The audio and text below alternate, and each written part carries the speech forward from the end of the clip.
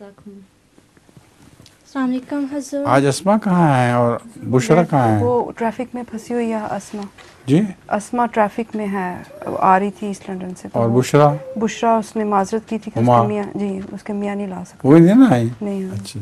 السلام علیکم حضور. میرا نام خولہ قمر ہے. میرے والد کا نام محمد ساجد قمر ہے اور میں تھورٹن ہی جماعت سے ہوں. حضور میرا سوال ہے کہ جس طرح اللہ تعالیٰ نے حضرت موسیٰ علیہ السلام کو حضرت محمد صلی اللہ علیہ وسلم کے آنے کی خبر دی تھی, کہ اسی طرح کسی اور نبی کو بھی حضرت محمد صلی اللہ علیہ وسلم کے آنے کا پتہ تھا؟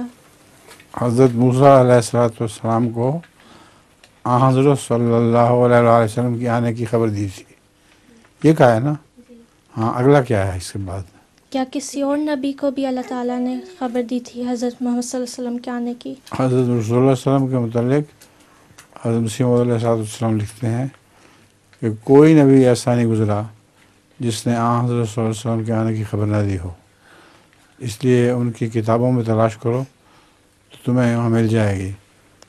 اب زبور میں بھی حضرت داؤد نے حضرت صلی اللہ علیہ وسلم کی آمد کی خبر دی ہے. اور بھی بہت سے نبی گزرے ہیں جن کی تفصیل سے غور سے مطالعہ کرو تو تمہیں پتہ چل جائے گا کہ حضرت صلی اللہ علیہ وسلم کی آنے کی خبر موجود ہے.